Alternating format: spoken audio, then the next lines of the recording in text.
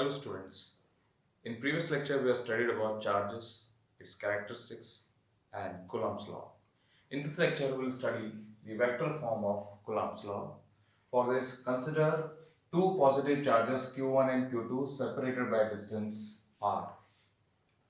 Here r12 is a unit vector from Q1 to Q2 and r21 is another unit vector from Q2 to Q1. Both are distance vectors.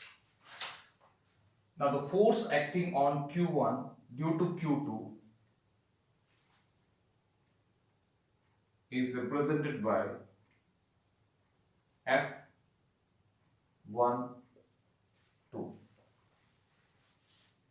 where F12 is force on 1 by 2.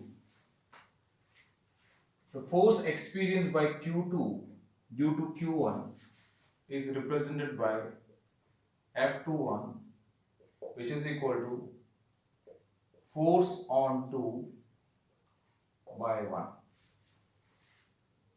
Now what is the direction of force? Since both charges are positive charges, so the direction of F12 will be in this direction. This is the direction of F12, force on 1 due to 2, and the direction of F21 will be in this direction, force on 2 due to 1. Since both are positive charges, so they repel each other.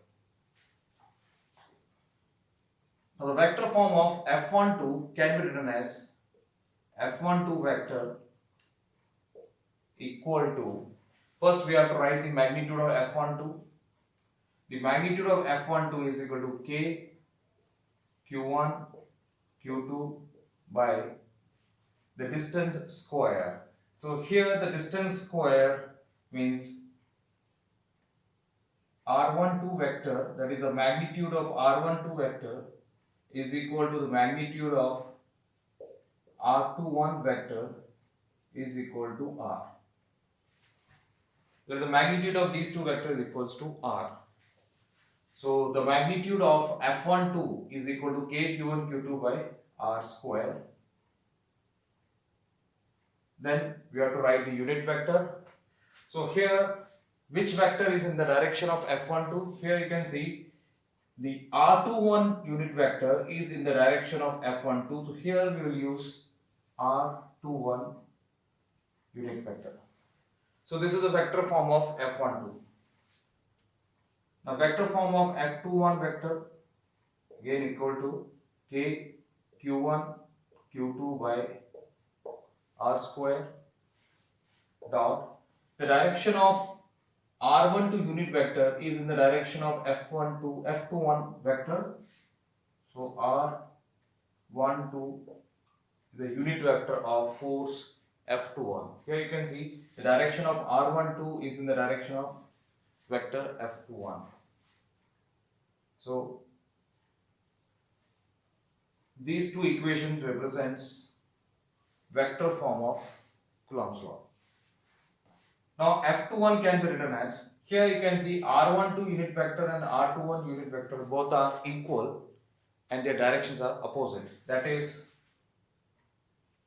R12 unit vector is equal to minus R21 unit vector. So this is equation 1, this is equation number 2.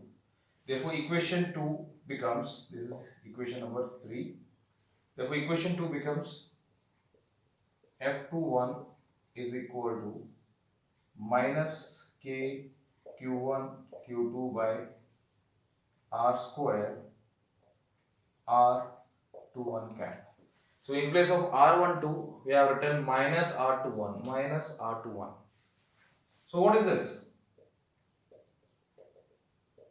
K Q1 Q2 by R square R21 unit vector. This is force F12. So from equation 1 and equation 4,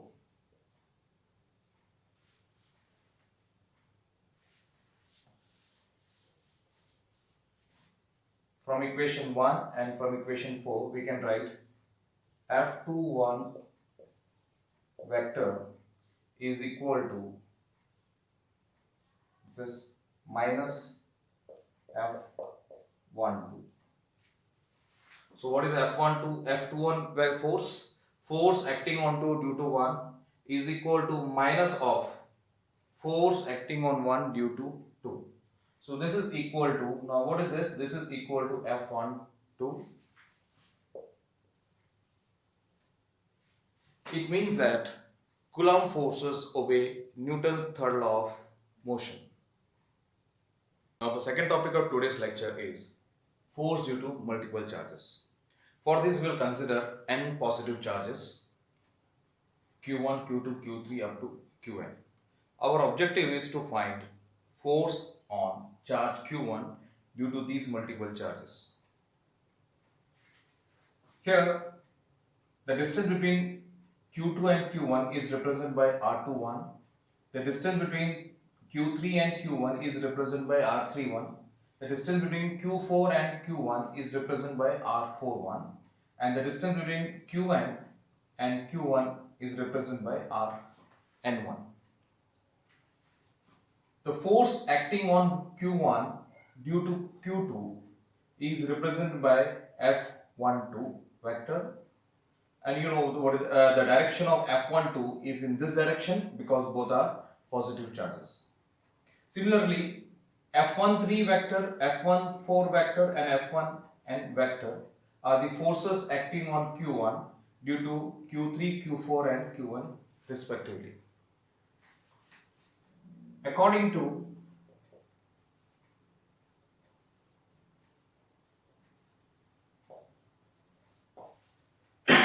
superposition principle, force acting on charge Q1, this is the net force acting on charge Q1, is equal to the vector sum of F12, F13, F14 and last F1n. So force acting on charge Q1 is equal to the vector sum of all the forces acting on charge Q1 due to multiple charges. Vector F is equal to, now vector F12 is equal to K Q1 Q2 by R21 square R21 cap plus vector F13 is equal to K Q1 Q3 divided by R31 square R31 cap plus K Q1 Q4 divided by Q41 square, R41 square dot R41 cap plus, now we will write for the nth vector, that is F1n K Q1 Qn upon R n1 square Rn1 vector. Hence, the force acting on any given charge is equal to the vector sum of the forces exerted by the multiple charges on the given charge. Now we will solve a numerical related to force acting on charge due to multiple charges. Consider charge Q1, Q2 and Q3, where Q1 is equal to 1 microcoulomb, Q2 is equal to 3 microcoulomb and Q3 is equal to 2 microcoulomb. Our objective is to find force on charge Q1 due to charges Q2 and Q3. Charge Q1 is placed at the center of the line joining Q2 and Q3. The distance between Q2 and Q3 is equal to 2 meter, which is given. Therefore, the distance between Q2 and Q1 is equal to 1 meter and the distance between Q1 and Q3 is also equal to 1 meter. F12 is the force acting on 1 due to 2 charge, that is Q2 charge, and F13 is a force acting on charge Q1 due to Q3. And according to the diagram, you can see both forces are acting in opposite direction. That means the angle between these two forces is equal to 180 degree. Now, the magnitude of force acting on charge Q1 due to charges Q2 and Q3 given by